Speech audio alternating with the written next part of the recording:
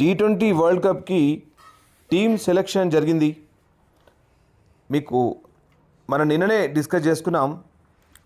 Almost same team. మనం అనుకున్నాం Shubman Gill wait పడతాడని, అట్లానే శుభ్మన్ గిల్పై వెయిట్ వేశారు.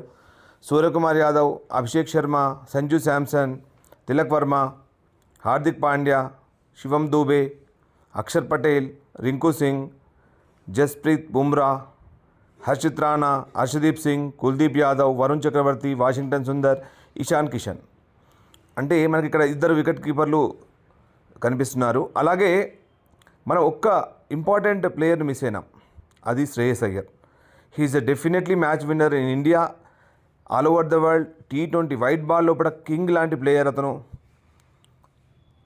అన్ని షాట్లు ఆడతాడు. ముఖ్యంగా ఇండియాలో మ్యాచ్ జరుగుతుందంటే ఖచ్చితంగా స్పిన్నర్లను ఎదుర్కొనాల్సిన అవసరం ఉంటుంది. సో స్పిన్నర్లను ఎదుర్కోవాలంటే శ్రేయస్ అయ్యర్ చాలా ముఖ్యం. బట్ మనకు లక్కీలు ఏంటంటే మనం అదృష్టవశాత్తు సంజు శాంసన్ సెలెక్ట్ అయ్యాడు. అలాగే అతని పోటీదారు శుభ్మన్ గిల్, మరి శుభ్మన్ గిల్పై వేటు పడింది. అలాగే క్యాప్టెన్ మరి ఇన్ని మ్యాచ్లు ఫెయిల్ అయినా కానీ సూర్యకుమార్ యాదవ్ మీద మాత్రం ఎలాంటి యాక్షన్ తీసుకోలేదు. అతని క్యాప్టెన్గానే కొనసాగిస్తున్నారు. సో అతను నిన్న కూడా పరుగు చేయలేకపోయాడు. సో అంటే వీళ్ళ ఆలోచన ఏంటో నాకైతే అర్థం కాలేదు. ఎందుకంటే నేనేమనుకున్నానంటే శ్రేయస్ అయ్యర్ని తీసుకొని, అంటే సూర్యకుమార్ యాదవ్కి అవకాశం ఇవ్వకుండా శ్రేయస్ అయ్యర్ని తీసుకొని అటు హార్దిక్ పాండ్యా క్యాప్టెన్సీ ఇస్తారేమో అనుకున్నాను. ఎందుకంటే ఐపీఎల్లో హార్దిక్ పాండ్యాకు క్యాప్టెన్ చేసిన అనుభవం ఉంది. అలాగే అతను ఒక టైటిల్ కూడా గెలిచాడు. అలాగే ఇండియా కూడా క్యాప్టెన్సీ చేశాడు సూర్యకుమార్ కంటే ముందు కూడా.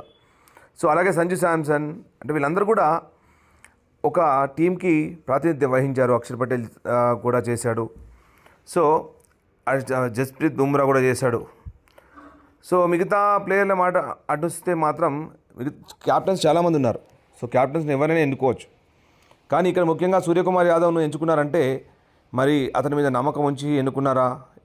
ఇప్పటికీ అతని ఆట లోపల మార్పు లేదు. నిన్నటి వరకు కూడా అతని ఆటలో మార్పు లేదు. సో డెఫినెట్గా ఇది కొంచెం ఇబ్బందికరమైన పరిణామమే. ఎందుకంటే వరల్డ్ కప్లో అతను స్కోర్ చేయకపోతే మాత్రం చాలా ఇబ్బంది.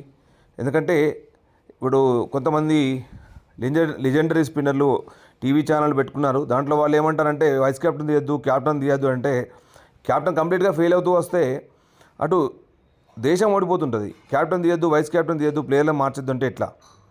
సో మీ కమెంట్ చేయండి, షేర్ చేయండి. సో మరొక మంచి వీడియోతో మేము ముందుంటాను. Thanks for watching.